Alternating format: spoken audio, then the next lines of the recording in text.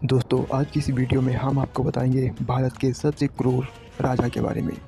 मगध के नंद वंश के सम्राट महापद्म नंद के 9 पुत्र थे, जिन्हें नौ नंद भी कहा गया था। इनमें धनानंद अंतिम सबसे छोटा पुत्र यानी कि 9वां पुत्र धनानंद था, जो महापद्म नंद के दासी से उत्पन्न हुआ था। धनानंद ने धोखे से अपने पिता की हत्या कर दी थी और आगे चल के नंद वंश का वह महाराज बन गया।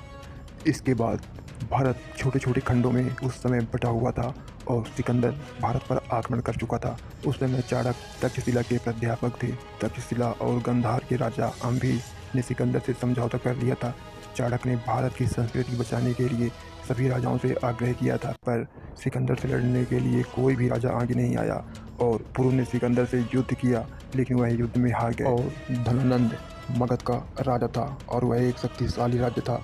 देश हित को सर्वोपरि मानने वाले विष्णुगुप्त मगध के तत्कालीन सम्राट धनानंद से सिकंदर के प्रभाव को रोकने हेतु सहायता मांगने गए थे, किंतु भोग और विलास शक्ति के घमंड में धनानंद ने उनके इस प्रस्ताव को ठुकरा दिया था।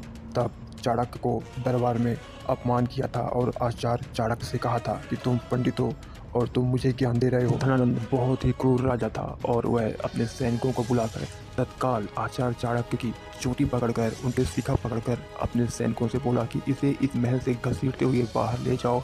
उसके पहले इसने आचार्य चाणक्य को एक लात भी जोर से मारी थी। जैसे ही आचार्य चाणक्य गिर गए तो उन्होंने अपने सैनिकों को बुलाकर उसकी चोटी पकड़वाकर महल से घसीटते हुए बाहर ले गए। तब आचार्य चाणक्य ने यह कसम खाई थी कि जब तक मैं तुझे इस सिंहासन से नीचे नहीं उतार देता तब तक मैं अपने शिखा बांधूंगा नहीं, और उन्होंने अपने शिखा खोल दिए थे।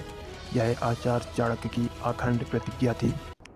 तब आचार्य चाणक्य एक ऐसे बालक की खोज में निकल पड़े जो धनानंद के शासन को उखाड़ फेंकने की क्षमता रखता हो।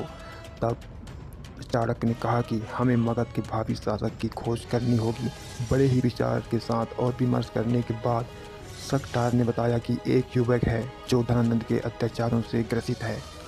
उसका नाम चंद्रगुप्त है। शकटार ने चाणक्य जी से कहा था कि मुझे उस बालक में बहुत सारी चीज़ें नज़र आती हैं।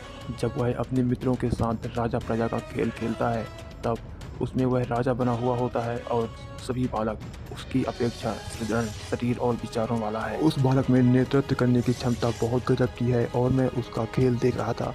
तभी से पता नहीं कहाँ से एक चीता आ गया और जैसे ही चीता आ गया तो सभी बालक भाग गए, पर वह लड़का चंद्रगुप्त जैसे ही वह चीता इनकी ओर दौड़ा तभी चंद्रगुप्त चीता के दौड़ने से पहले ही वह चीता का वध कर दिया। इतनी फुर्तीली से चंद्रगुप्त चीते की ओर भागा कि चीता की फुर्ती भी उसके बहुत कम थी और उस बालक ने उस चीते को वहीं पर धराशायी कर दिया था।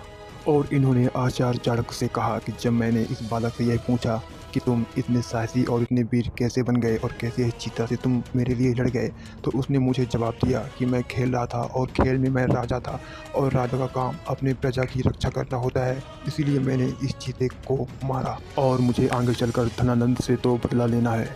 और चंद्रगुप्त धनानंद से बदला इसलिए लेना चाहता था क्योंकि एक बार धनानंद ने चंद्रगुप्त की मां को बहुत अपमानित किया था और उन्हें अपने महल से बाहर निकाल दिया था। और शकटार ने चाणक्य से बताया कि बहुत खोजबीन करने के बाद पता चला कि यह चंद्रगुप्त राजा धनानंद की परम सुंदरी दासी का पुत्र था, जिसका नाम था मूला। किसी संदेह के कारण धनानंद ने मूला को जंगल में रहने के लिए विवश कर दिया था और मूला आज भी जंगल में जैसे तैसे रहती है और अपना गुजारा करती है। और तब आचार्य चाणक्य ने जिज्ञासा जगाई चंद्रगुप्त से मिलने के लिए और उन्होंने चंद्रगुप्त से मिलने का विचार किया। और तब अगले ही दिन शकटार और आचार्य चाणक्य दोनों उस जंगल में चंद्रगुप्त से मिलने चल दिए जहां मूरा रहती थी। उस जंगल में बहुत ही भोले वाले परंतु लड़ाकू प्रवृत्ति के आदिवासी रहते थे। और जब चंद्रगुप्त की झोपड़ी में पहुंचे आचार्य चाणक्य, तब उन्होंने देखा कि इस झोपड़ी में बहुत ज़्यादा दारिद्रता हुई है और उस झोपड़ी में बहुत ही मामूली सा सामान रखा हुआ था। खजूर के पत्ते, उसी से बने हुए कुछ पंखे, के पत्ते और उसी से बने हुए कुछ पत्तल, दोने बांस वहाँ पे रखे हुए थे। और तब चंद्रगुप्त की ओर आचार्य चाणक्य ने देखा और उसके बाद उनकी माँ की तरफ भी उन्होंने देखा और उन्होंने कुछ देर बाद चंद्रगुप्त की माता को सारी बात बताई और चंद्रगुप्त को अपने साथ ले जाने के लिए कहा। तो चंद्रगुप्त की माँ ने मना कर दिया कि मेरे पास सिर्फ एक ही पुत्र है और मैं इसी के सहारे तो जिंदा हूँ, मैं इसे आपको कैसे दे दूँ। तब आचार्य चाणक्य ने उनकी माता से कहा कि मगध राजा धनानंद के अत्याचारों से ग्रस्त है और ऐसे समय में मगध को एक नए राजा की तलाश है। और आचार्य चाणक्य ने चंद्रगुप्त की माँ से कहा कि तुम्हारे पुत्र के चेहरे को ही देखकर हम बता सकते हैं कि उसके माथे में साफ साफ लिखा हुआ है कि यह एक न एक दिन राजा अवश्य बनेगा। तब आचार्य चाणक्य ने उनकी माता से कहा कि हमें एक ऐसे ही बालक की तलाश है मगध के राजा धनानंद से निपटने के लिए, जो बालक बुद्धिमान, ताकतवर और दूसरों की रक्षा करने वाला, अपने बारे में नहीं दूसरों के बारे में सोचने वाला हो। और ये सारे गुण इस लड़के में है, इसलिए हमें आपका लड़का चाहिए।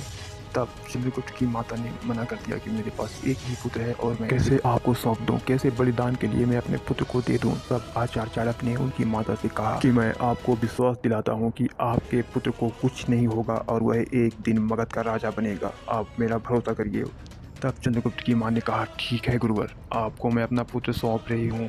तभी चंद्रगुप्त आचार्य चाणक्य के पास चले गए। चंद्रगुप्त की माता से आज्ञा मिलने के बाद एक बार आचार्य चाणक्य ने चंद्रगुप्त से भी पूछा कि क्या तुम हमारे साथ चलोगे। तब चंद्रगुप्त ने कहा कि आचार्य, मातृभूमि की रक्षा के लिए रास्ते अलग अलग नहीं हुआ करते, अलग अलग रास्ते भी एक हो जाते हैं। जैसे सभी नदियां समुद्र में जाकर एक शक्तिशाली बन जाती हैं, उसी तरह मुझे भी आपके ज्ञान के समुद्र में मिलने में कोई संकोच नहीं है। चंद्रगुप्त हर उस परीक्षा के लिए तैयार हो जाता था जिससे वह आचार्य चाणक्य कहते थे। तब उन्होंने चंद्रगुप्त को अपने सीने से लगा लिया और वहां से आचार्य चाणक्य और चंद्रगुप्त तीनों चले दिए और सकतार वहीं से अपने घर की ओर चले गए। चंद्रगुप्त और आचार्य चाणक्य किसी अज्ञात स्थान पर चले गए और दोस्तों इसी अज्ञात स्थान पर जाकर आचार्य चाणक्य ने चंद्रगुप्त को हर तरह की शिक्षा दी। चंद्रगुप्त को वीर योद्धा बनाने के लिए वो उसको उन सब के पास ले गए जो जिस कला में महारत ही हासिल किया हुआ था। जैसे कोई भाला, तो उसको वो भाला वाले के पास ले गए ताकि चंद्रगुप्त भाला चलाने में निपुण हो सके। जो जिस कला में महान था, चंद्रगुप्त को उसी से शिक्षा दिलवाए और इसीलिए चंद्रगुप्त एक महान योद्धा बन गया था। तब और एक दिन ऐसा भी आया, चंद्रगुप्त धीरे धीरे बड़ा हुआ और वह एक इतना ताकतवर योद्धा बन गया था कि वह मगध के राजा का विनाश कर दिया था और धनानंद को हराकर वह उस राज्य का राजा बन गया था। दोस्तों अगर विस्तार से वीडियो बनाते तो वीडियो बहुत लंबी हो जाती, इसलिए मैंने आपको बहुत ही शॉर्टकट में